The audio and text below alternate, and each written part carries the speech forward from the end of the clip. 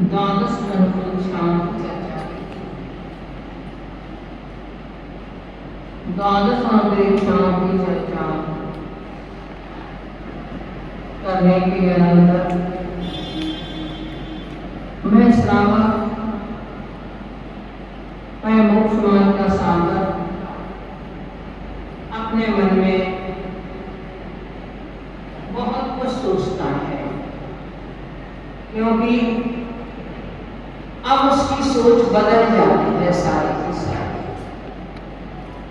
जो वह संसार शरीर भोगों के बारे में सोचता था, अब वह उनसे विरक्त होकर के अपने आत्मस्वरूप के बारे में सोचता है। मुझे क्या करना चाहिए, अपने कर्तव्य के बारे में सोचता है, कैसे बचना चाहिए और क्या मुझे करना चाहिए। इनको सोचते हुए वह बहुत कुछ तो अपने जीवन में कर भी चुका था, श्रावक की 11 श्रेणियों को पार करते हुए, किंतु इसके साथ साथ इतना और परिग्रह उसके पास थोड़ा सा रह गया था। वह उससे भी मुक्त होना चाहता है और उससे मुक्त होने के लिए वह बहुत कुछ चिंतन अपने आप में करता है। देखिए, इसी प्रसंग में अभी आप लोगों ने 3 दिन सहस्त्र नाम की आराधना की और सहस्त्र नाम की आराधना करते हुए आपने अनेकों नाम भगवान के ऐसे सुने होंगे कि जिनका हमें अर्थ ही पता नहीं। यह सहस्त्रनाम स्तोत्र भी 3 लोगों के द्वारा लिखा गया है। आपने जो आराधना की है वह दिनसेन स्वामी के द्वारा लिखी है।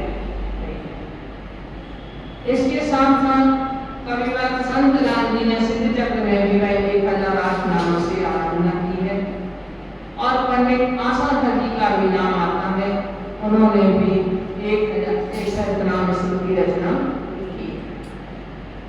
हमारे संघ में भी एक चुल्लक जी थे, ध्यान भूषण जी, उन्होंने भी सहस्त्रनाम बनाया था, परंतु वो उनका प्रकाशित कहाँ है ये मालूम नहीं।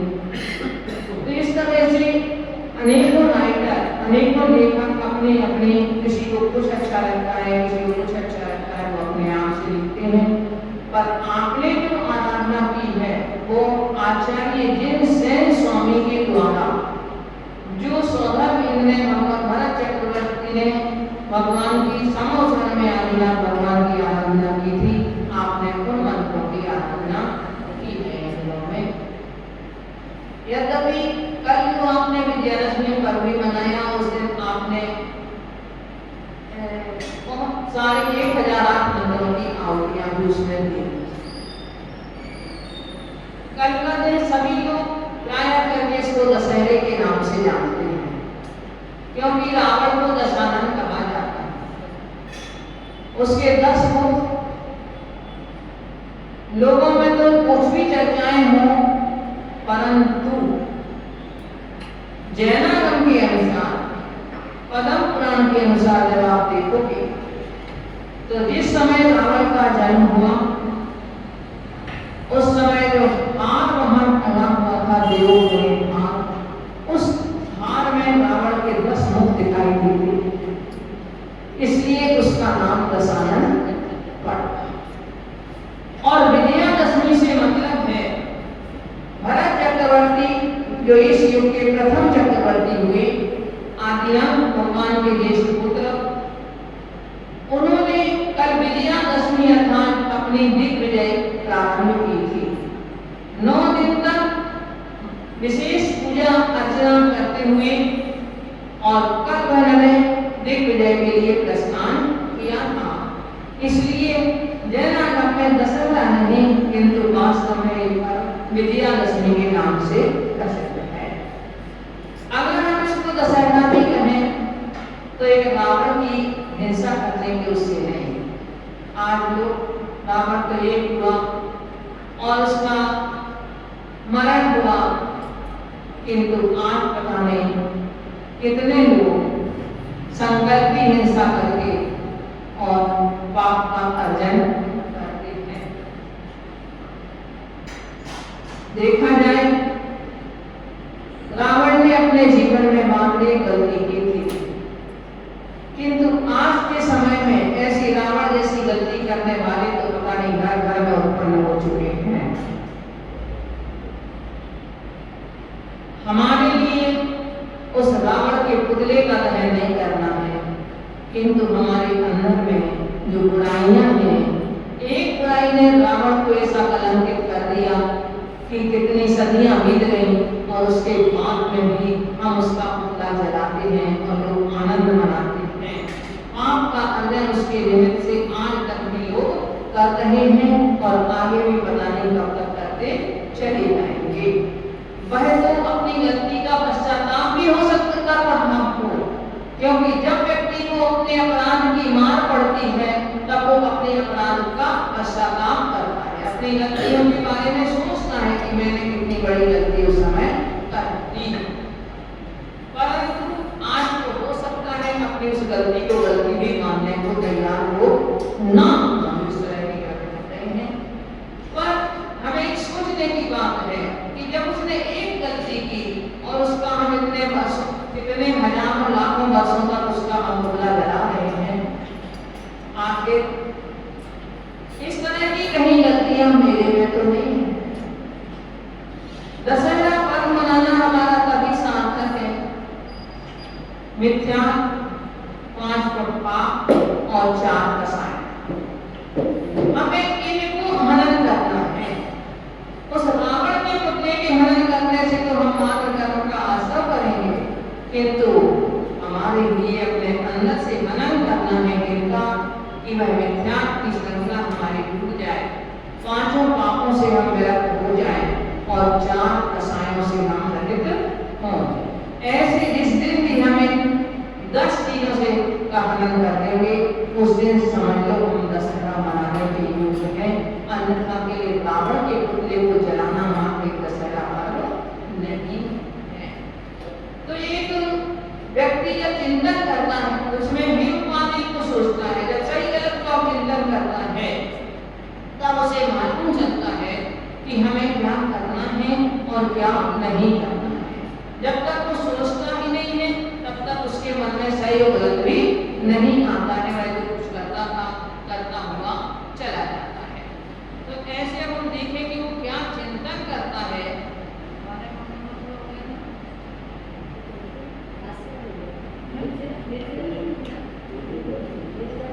संवर भावना तक हमारा हो चुका था। जब संवर होता है तो उसके बाद में कर्मों की निर्जरा स्वाभाविक प्रारंभ हो जाती है।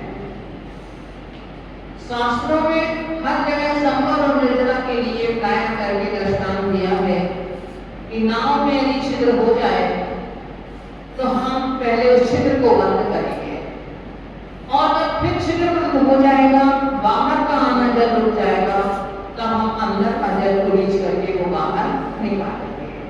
हम भी अपने घर में यदि कहीं आंधी, तूफान, हवा आदि से जो कूड़ा करकट यदि कहीं इकट्ठा हो जाता है, जिस समय देखते हैं आंधी आ रही है, तेज हवा आ रही है, तो हम उस समय क्या करते हैं? सबसे पहले हम अपने घर के दरवाजे खिड़कियां बंद करते हैं। तो ऐसे ही आचार्य ने कहा कि हमें यदि कर्म के बंध से रुकना है तो पहले आप बंध को नहीं रोक पाओगे। पहले आपके लिए क्या करना पड़ेगा? अपने आप को रोकना होगा। जिन जिन कारणों से कर्म आ रहे हैं उनको आपको स्टॉप करना पड़ेगा, उनके लिए आपको रोकना पड़ेगा। जो खिड़की और दरवाजे कितने हैं? बताया था कि 57 द्वार हैं आश्रम के, उन 57 द्वारों से आश्रम जुड़ा है। तो ऐसे उन 57 द्वारों को भी बंद में करना पड़ेगा। जब हम उनको बंद करेंगे तभी हमारा कर्म का आना रुक जाएगा। अब फिर हम साधक अंदर के जो कर्म है, अंदर के जो कर्म परमाणु है, उनके लिए मैंने निकालना प्रारंभ करता है, उनकी एक देश में दिला करता है। तो देखें, सहज भाव से कर्म निर्जरा करी नहीं सिद्ध सुख पाया, करूं निर्जरा वेद ज्ञान संयम अनुभव में आया।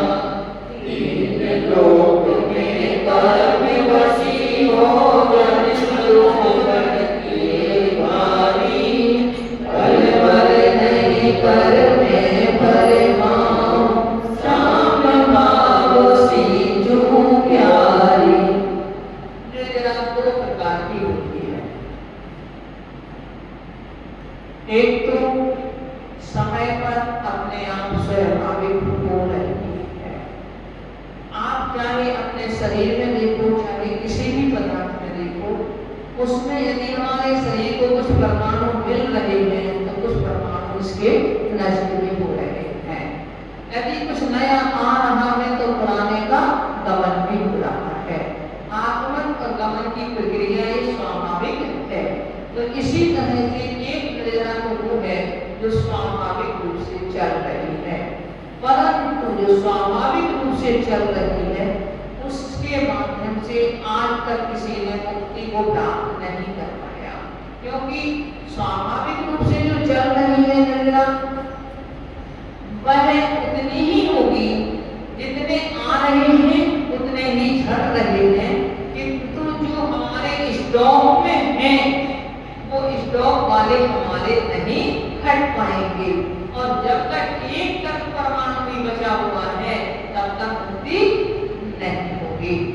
सहज सहज में जो काम, जैसे आप लोग हैं सहज में अपना जो काम चल रहा है, आपका करंट खाता बैंक में है, आप उसमें जमा भी कर रहे हो, निकाल भी रहे हो, किंतु जो आप निकाल रहे हो, जमा कर रहे हो, उससे आपके लिए कोई संतुष्टि नहीं है, क्योंकि वो तो हमने निकाल लिया, वो कर लिया। अब उसके लिए आप एक्स्ट्रा मनी जमा करना चाहते हो अपने खाते में, और जब कभी कभार विशेष आवश्यकता पड़ती है तो जो एक्स्ट्रा मनी हमने जमा कर रखी थी उसको हमें खर्च भी करना होता है। जब तक वो एक्स्ट्रा मनी खर्च नहीं करोगे अपनी, तब तक आपका काम नहीं बनेगा, आपका करंट खाते से। तो इसी तरह से हमारा काम कब बनेगा अंदर का, कि जब हम उसमें एक्स्ट्रा जो हमारे कर्म जो हमारे अंदर में संचित हैं उनके लिए विशेष तपस्या आदि के माध्यम से उनको जब हम खर्च करेंगे, उनको जब हम निकालेंगे, तब हमारा विशेष कार्य हो पाएगा। आप अपनी रोज की लेन देन की जो आपका चल रहा है हिसाब, उससे आप कोई विशेष काम नहीं कर पाओगे। क्यों? विशेष काम करने के लिए विशेष पैसा चाहिए आपके लिए, आपको विशेष पैसा आप कहां से लाओगे? तो जो आपके पास में एक्स्ट्रा जमा है उससे आप उसको खर्चा करोगे, विशेष कार्य करोगे। जब मान लो आपकी बेटी की शादी है, सगाई हो गई है, आपके बेटे की शादी हो रही है, आपको उसके लिए जो खर्च करना है उसे आपको अपने घर का अपना जमा हुआ विशेष खर्च करना पड़ेगा, तभी आप उस कार्य को संपन्न कर पाओगे। तो इसी तरह से हम अपनी विशेष निर्जरा कब कर पाएंगे? जब हम पहले क्या करें, जब अंतरंग की जो हमारे विशेष कर्म जो बैठे हुए हैं उन कर्मों को जब हम निकालें, अब वो कैसे निकलेंगे, कैसे होगा, उसके लिए आचार्य ने कहा है तपसा निर्जरा चेह। तपस्या के माध्यम से संपन्न और निर्जरा दोनों ही होते हैं। तो निर्जरा के दो भेद बता दिए, एक निर्जरा स्वयं में हो रही है, किंतु एक निर्जरा है जिस व्यक्तिगण साधुगण ऋषि मुनि आदि श्रावक भी करता है, कभी कभी विशेष तपस्या आदि करके, व्रत उपवास आदि करके, तो उसकी जो विशेष रूप से कर्मों की निर्जरा की जाती है वह दूसरी दो प्रकार की निर्जरा है। एक कहलाती है सविपाक और एक कहलाती है अविपाक। तीन अब लोक भावना में तीन लोक, यह लोक कितना बड़ा है, 343 घन वायु यह लोक है। इस लोक में यह जीव घूम रहा है, कब से घूम रहा है? अनादि से घूम रहा है। पहले तो लोक कार्य के बारे में ही लोगों के मन में अनेकों मान्यताएं हैं। कोई कहता है कछुए की पीठ पर अवस्थित है, कोई कहता है नाक सर्प के नाक के धन के ऊपर अवस्थित है। ऐसी लोक में अनेकों प्रकार की मान्यताएं हैं, परंतु इतने बड़े लोक को साधने के लिए कितना बड़ा सर्प होगा, कितना बड़ा कछुआ होगा जिसकी पीठ पे है। बोले जब वो करवट लेता है तो भूकंप आता है, तो जब वो पहले तो धीरे बहुत समय के बाद करवट लेता था, आज जल्दी जल्दी करवट लेने लगा है, तो आज वो भूकंप आने लगे। आज रोज पृथ्वी पर उपलब्ध होने लगे, तो ऐसा नहीं है। जैनागम के अनुसार 20-20 हजार योजन मोटी हवाएं हैं, जिसमें सबसे नीचे वायु की है, बीच में जल और वायु दोनों की है, और सबसे ऊपर उत्तर माने पतली हवाएं हैं। ऐसे 20-20 हजार योजन मोटी हवाएं हैं।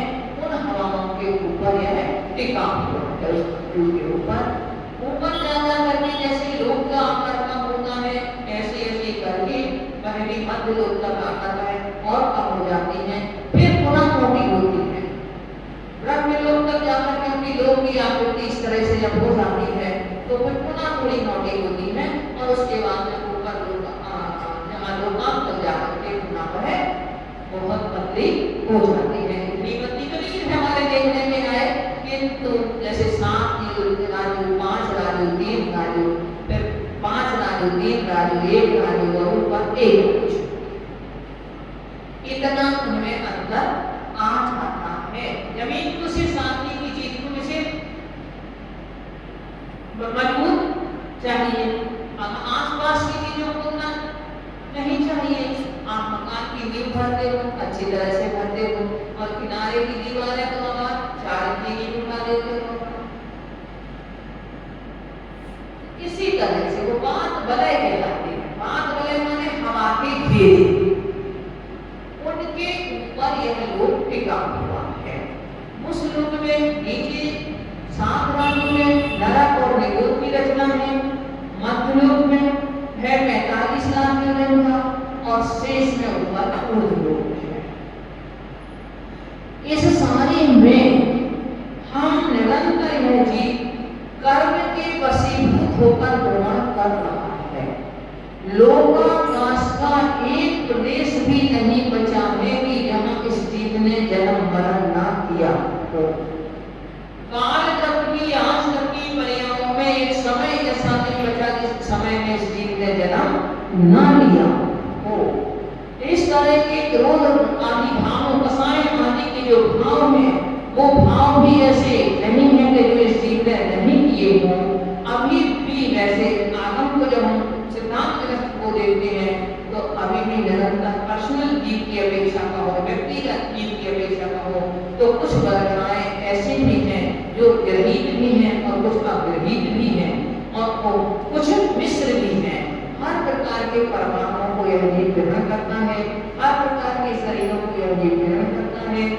कुछ पद ऐसे हैं जिन पद के बाद में मुक्ति मिलना है, वह पद इसने अभी तक नहीं प्राप्त किए, क्योंकि यदि उन पदों को प्राप्त कर लेता तो इसका ये संसार छूट जाता। तो क्या कह रहे हैं कि 3 रूप में कर्मवशी जन्म मरण किए भाई, हमने निरंतर जन्म मरण किए हैं। अब तो मेरे मन में ऐसा है कि अब इस संसार में एक पल भी नहीं पकड़। यदि संसार इस लोक से पार हो सकते हैं तो उसका उपाय एक ही है, समता। समता भाव से रखूं तो मैं संसार से पार हो सकता हूँ, अन्यथा अभी तक तो मैं संसार में निरंतर ही परिभ्रमण करता हुआ आया हूँ। और वो मैंने जो परिभ्रमण किया है वो किसके माध्यम से कार्य किया है? कर्मों की प्रबंधता के। मैं कर्मों के वश रखा, मैंने अपने आप को नहीं पहचाना, और अपने आप को नहीं पहचान पाने के कारण निरंतर मैं कर्म के अनुसार ही कभी नर गति में, कभी त्रेंद्र गति में, कभी मनुष्य गति में, कभी देव गति में, कभी ऊर्ध्व लोक में, कभी मध्य लोक में, कभी अधोलोक में, इस तरह से मैं संसार में लोक में रखता रहा। किंतु अब मैं क्या करूँगा? अब तो मैं साम भाव धारण करके और साम भाव पूर्वक अब इस संसार से कहाँ लोकांत, लोक के अंत में जाने का पुरुषार्थ करूँगा। दुर्लभ से यह नर तन पाया, बनि बोधि जगाऊंगा, केवल ज्ञान जगा कर निज में निजी चतुष्टय पाऊंगा। रत्नत्रय मैं मीत राग में ताता धर्म जगाऊंगा, बिन चिंते अरु बिन चाहे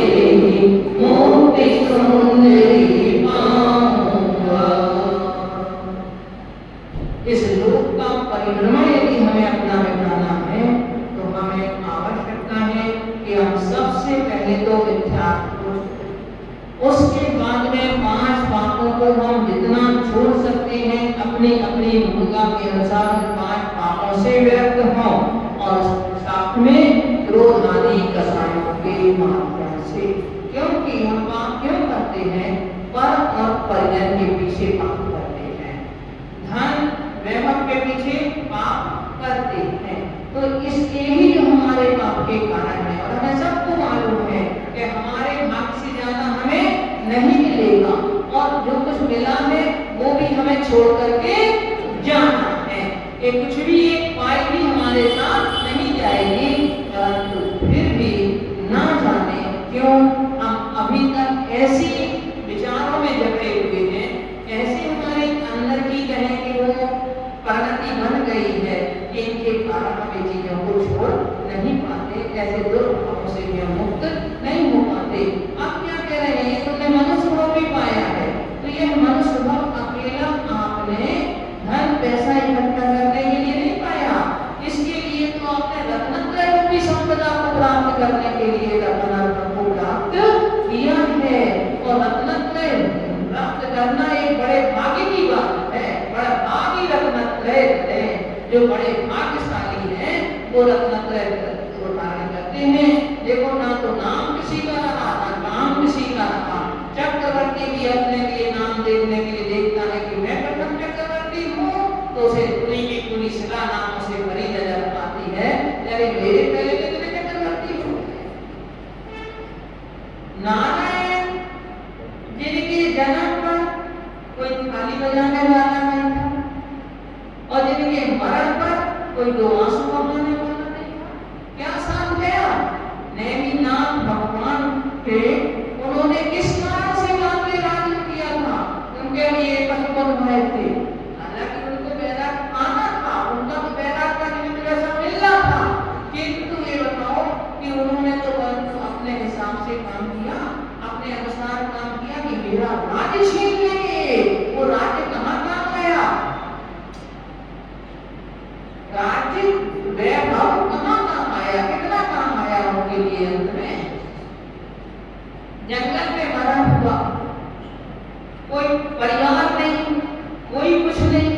उन्होंने पहले कह दिया था कि जब द्वारका का विनाश होगा तो वह समझे कि भाई ये तो बहुत गलत बात है। तो फिर ये था कि आप सिर्फ 2 बचोगे बस।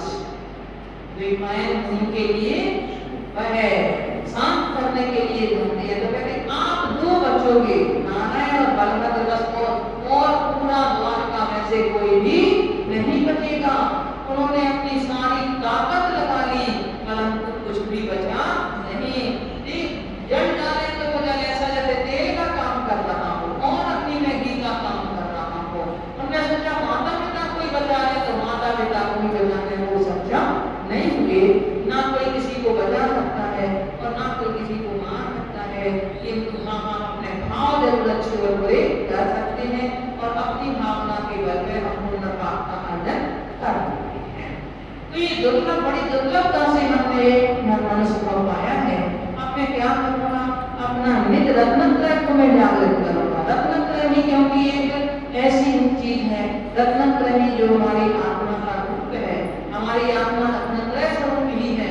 ऐसे उस रत्नत्रय को मैं प्रकट करूंगा, केवल ज्ञान जगाकर निज में निजी चतुष्टय पाऊंगा और उस रत्नत्रय की बल पर केवल ज्ञान को जगाऊंगा और अपने जो अनंत चतुष्टय है, अनंत ज्ञान, अनंत दर्शन, अनंत सुख, अनंत इन अनंत चतुष्टयों को मैं प्राप्त करूंगा।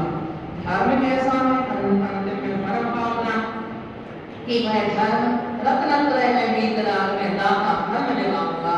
जो रत्नत्रय में धर्म है, वीतरागता को देने वाला है, ऐसे धर्म को मैं अपने में जागृत करूंगा। और वही धर्म ऐसा है बिन चिंते और बिन चाहे, हमारे लिए कुछ मांगने की जरूरत नहीं है। बिन चिंते और बिन चिंताए ही मुक्ति सुंदरी पाऊंगा। क्योंकि यदि हमें मुक्ति की भी इच्छा बनी रही तो आपके ध्यान में कहीं ना कहीं विकल्प रहेगा। हम यदि कुछ आकांक्षा लेकर के यदि कोई काम करते हैं तो वह इच्छा हमारी पूरी सोच करके काम करेंगे। इच्छा पूरी नहीं होगी तो हमारा भगवान से भी विश्वास हट जाएगा, तो धर्म क्रिया से विश्वास हट जाएगा। इसलिए क्या कहा, बिना इच्छा के, बिना चिंता के, उस तरह से यदि हम कोई काम करेंगे तो आप निर्विकल्प होकर के बैठोगे। मान लो जैसे आया कि मैं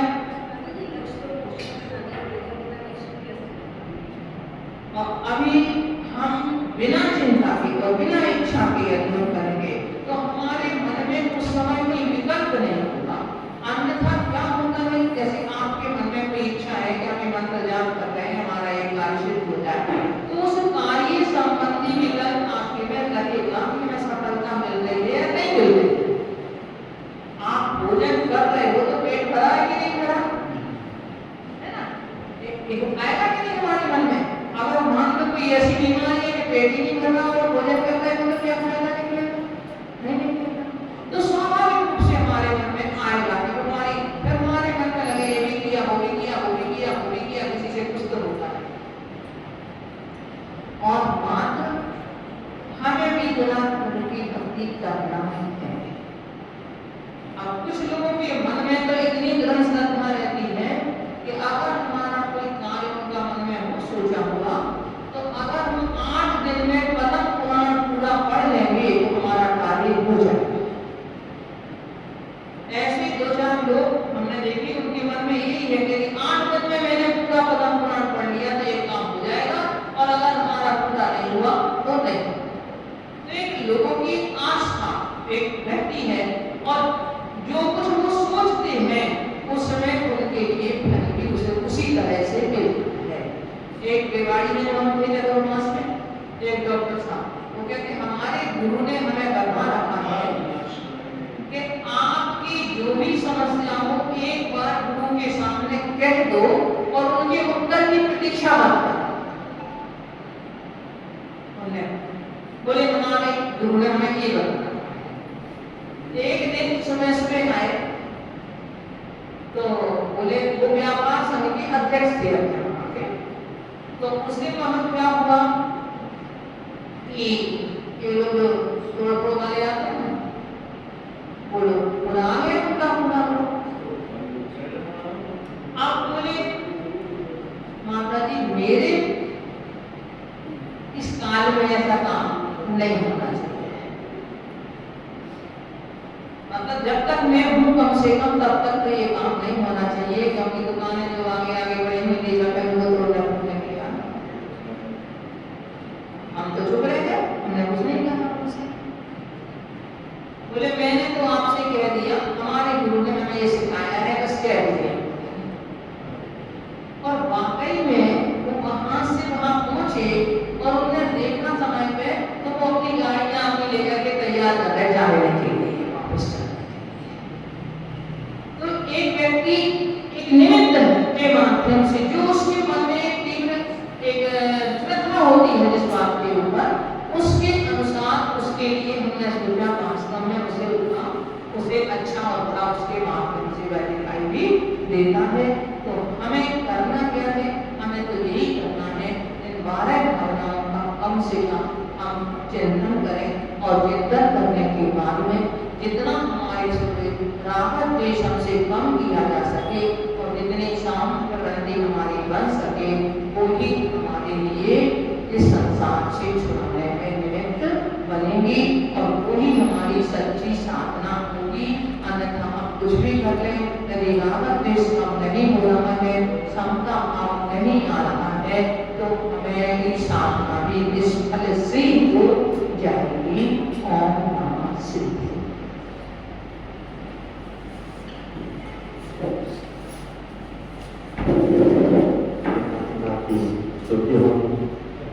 व्यवहार के ज्ञान से सिद्ध होगा तो